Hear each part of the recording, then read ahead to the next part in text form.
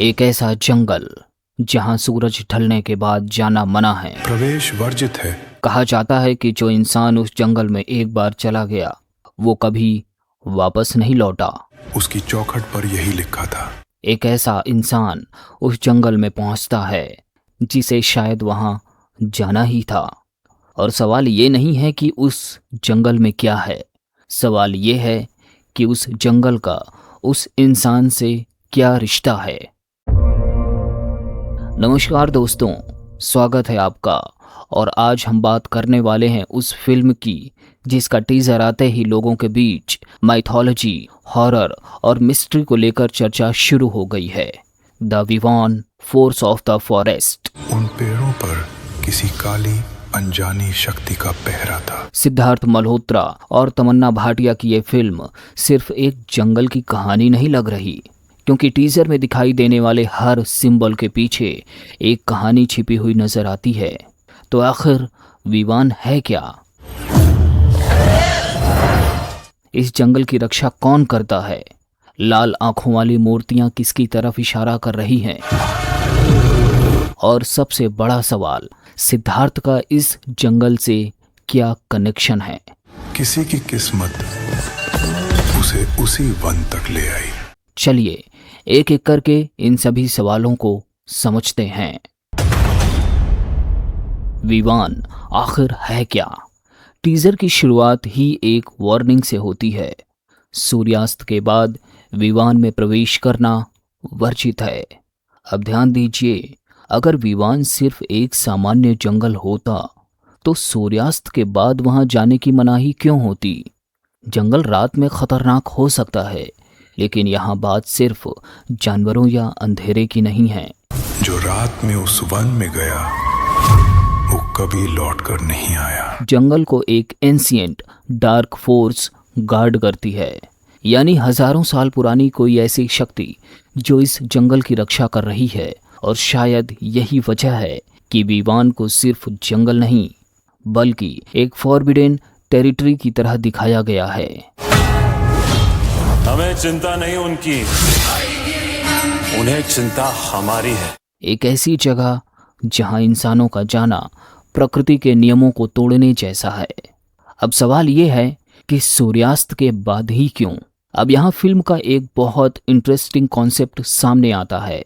दिन और रात, दिन में जंगल और सूर्यास्त के बाद वही जंगल कुछ और बन जाता है। संभव है कि रात होते ही उस जंगल की कोई सुपर नेचुरल शक्ति जागती हो, या फिर हो सकता है कि सूर्यास्त के बाद इंसानों और उस दूसरी दुनिया के बीच का बैरियर कमजोर हो जाता हो और तभी विवान की असली शक्ति सामने आती हो। इसीलिए शायद फिल्म में सनसेट सिर्फ समय बदलने का संकेत नहीं है, बल्कि एक पोर्टल की तरह इस्तेमाल किया गया हो। दिन खत्म और विवान की दूसरी दुनिया शुरू। जो रात में उस वन में गया वो कभी लौटकर नहीं आया। अब आते हैं टीजर के सबसे क्रीपी विजुअल्स पर। पत्थर की मूर्तियां और उनकी चमकती हुई लाल आंखें। ये विजुअल्स बहुत इंपॉर्टेंट हैं, क्योंकि अगर ये सिर्फ डर पैदा करने के लिए होते तो फिल्म इतनी प्रोमिनेंटली इन्हें नहीं दिखाती। ये किसी एंशिएंट बिलीफ सिस्टम का हिस्सा हो सकते हैं। संभवतः ये मूर्तियां उस शक्ति की निगरानी करती हों, या फिर विवान के अंदर मौजूद किसी शक्ति के गार्जियंस हों। और एक पॉसिबिलिटी ये भी है कि ये मूर्तियां किसी देवी या देवता के पुराने रूप का रिप्रेजेंटेशन हो। हमारी रक्षक है वो। और यहीं से कहानी पहुंचती है भारतीय माइथोलॉजी की तरफ। अगला सवाल, विवान और देवी दुर्गा का क्या कनेक्शन है? टीजर की झलक में टाइगर, देवी से जुड़े संकेत और त्रिशूल दिखाई देता है। इंडियन एक्सप्रेस की टीजर एनालिसिस में भी इसके विजुअल्स को गॉडेस दुर्गा माइथोलॉजी से स्ट्रांगली कनेक्टेड बताया गया है। लेकिन यहाँ एक बात ध्यान देने वाली है, दुर्गा माता का पारंपरिक वाहन सिंह माना जाता है, जबकि टीजर में टाइगर दिखाई देता है।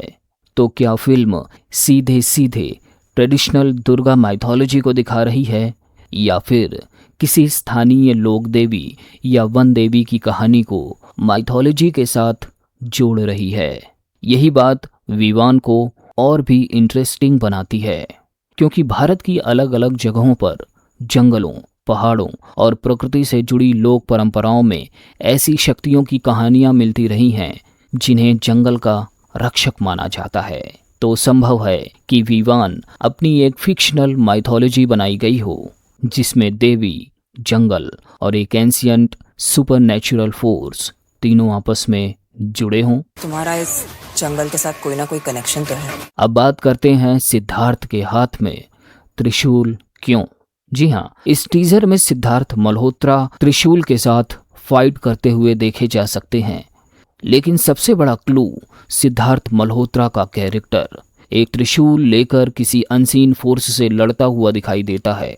सवाल ये है कि एक सामान्य इंसान के हाथ में त्रिशूल क्यों?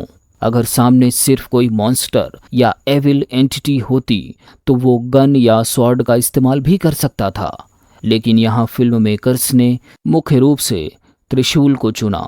त्रिशूल भारतीय माइथोलॉजी में भगवान शिव से जुड़ा सबसे पावरफुल प्रतीकों में से एक है, और ये फिल्म अगर एक तरह की देवी की इमेजरी और दूसरी तरफ त्रिशूल दिखा रही है तो शायद इसके पीछे सिर्फ एक्शन नहीं बल्कि एक डीपर माइथोलॉजिकल कनेक्शन है। हो सकता है कि सिद्धार्थ मल्होत्रा का कैरेक्टर किसी डिवाइन पावर का प्रोटेक्टर हो, या फिर वो खुद उस एंशिएंट माइथोलॉजी का हिस्सा हो।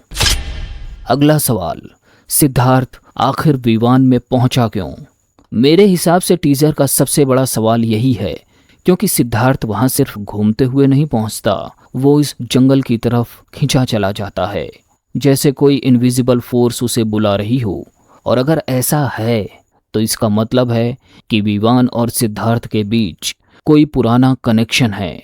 ये कनेक्शन क्या हो सकता है? जो अजीब सी चीजें दिखाई दे रही है उन सबका मतलब क्या है? कौन कर रहा है ये? Theory number 1, past life. हो सकता है कि सिद्धार्थ मल्होत्रा का कैरेक्टर किसी पुराने जन्म में विवान से जुड़ा हुआ था। उसने कभी इस जंगल की रक्षा की हो, या फिर उससे कोई ऐसी गलती हुई हो जिसकी वजह से आज भी विवान की शक्ति उसका इंतजार कर रही हो। Theory number 2, chosen protector. दूसरी पॉसिबिलिटी ये है कि सिद्धार्थ कोई सामान्य आदमी नहीं है, वो शायद विवान का चूज एन प्रोटेक्टर है, और उसकी जिंदगी में कुछ ऐसा होता है जो उसे वापस उसी जंगल की तरफ लेकर जाता है जहां से उसकी कहानी की शुरुआत होती है। थ्योरी नंबर 3, विवान खुद उसे बुला रहा है, और ये सबसे इंटरेस्टिंग पॉसिबिलिटी है। शायद सिद्धार्थ जंगल में इसलिए नहीं गया क्योंकि उसे वहां जाना था, बल्कि इसलिए गया क्योंकि विवान को उसकी ज़रूरत थी। अब बात करते हैं एक और कैरेक्टर तमन्ना भाटिया की। तमन्ना भाटिया टीजर में बहुत कम समय के लिए दिखाई देती हैं, लेकिन कई बार किसी कैरेक्टर को कम दिखाना ही उसे ज़्यादा इम्पॉर्टेंट बना देता है। उनका कैरेक्टर जंगल और उसकी डिवाइन प्रोटेक्शन से क्लोजली कनेक्टेड दिखाई देता है। तो क्या तमन्ना विवान की गार्जियन है? क्या वो किसी एंशिएंट ट्राइब या परंपरा से जुड़ी हैं, या फिर वो खुद उस सुपरनैचुरल शक्ति की रिप्रेजेंटेटिव हैं? और अगर सिद्धार्थ जंगल में पहली बार आया है तो तमन्ना को उसके बारे में पहले से इतना कुछ कैसे पता है? यही सवाल उनके कैरेक्टर को भी मिस्ट्री बना देता है। अब सवाल है कि टाइगर सिर्फ जानवर है या कोई सिंबल? वापस आते हैं एक बार फिर से टाइगर पर। अगर फिल्म बार बार टाइगर इमेजरी दिखा रही है तो इसके पीछे जरूर कोई मीनिंग है। टाइगर यहाँ 3 चीजों को रिप्रेजेंट कर सकता है: शक्ति, जंगल और रक्षक। हो सकता है विवान में टाइगर सिर्फ एक वाइल्ड एनिमल नहीं बल्कि उस एंशिएंट फोर्स का सिंबल हो, और शायद इसी वजह से टीजर में टाइगर इमेजरी को माइथोलॉजी से जोड़ा गया है। क्या विवान एविल है?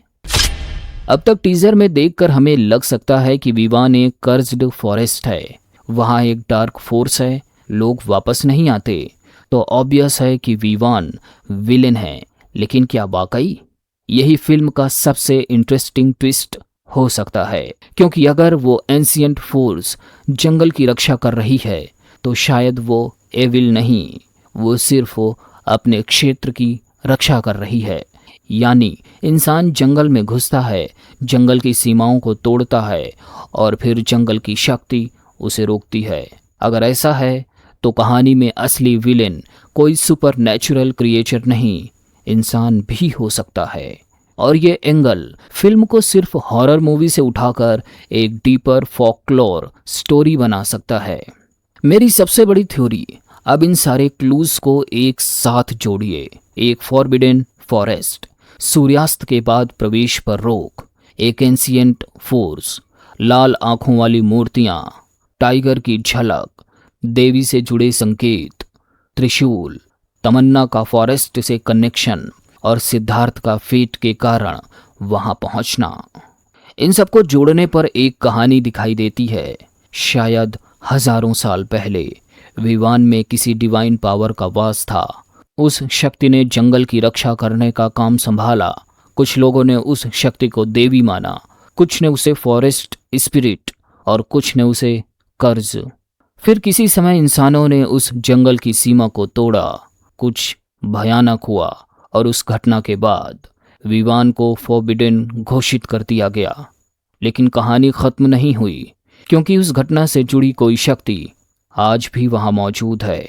और सदियों बाद सिद्धार्थ मल्होत्रा का कैरेक्टर उसी कहानी के बीच में पहुंचता है।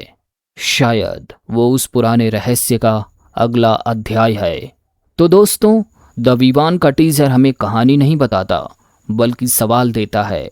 और शायद यही इस टीजर की सबसे बड़ी ताकत है, क्योंकि अब सवाल ये नहीं कि विवान में मॉन्स्टर कौन है, सवाल ये है विवान की रक्षा कौन कर रहा है। सिद्धार्थ वहां क्यों पहुंचा? तमन्ना को इस जंगल के बारे में इतना कुछ कैसे पता है? त्रिशूल किस शक्ति का संकेत है? टाइगर किसका प्रतीक है? और क्या विवान की डार्क फोर्स वास्तव में बुरी है या इंसानों से जंगल की रक्षा कर रही है? इन सवालों के जवाब हमें मिलेंगे फिल्म में, और ये फिल्म रिलीज होगी सितंबर में। लेकिन अगर मेरी थ्योरी सही निकली तो विवान सिर्फ एक हॉरर फिल्म नहीं होगी, बल्कि एक ऐसी कहानी होगी जहां इंडियन फोकलोर, माइथोलॉजी और सुपरनैचुरल मिस्ट्री एक ही कहानी में मिलते हैं। और शायद जिसे हम आज एक कर्ज्ड फॉरेस्ट समझ रहे हैं, वही असल में किसी प्राचीन शक्ति का मंदिर हो। तो आपकी थ्योरी क्या है? क्या सिद्धार्थ विवान का प्रोटेक्टर है या फिर वो खुद इस रहस्यमयी शक्ति से जुड़ा हुआ है?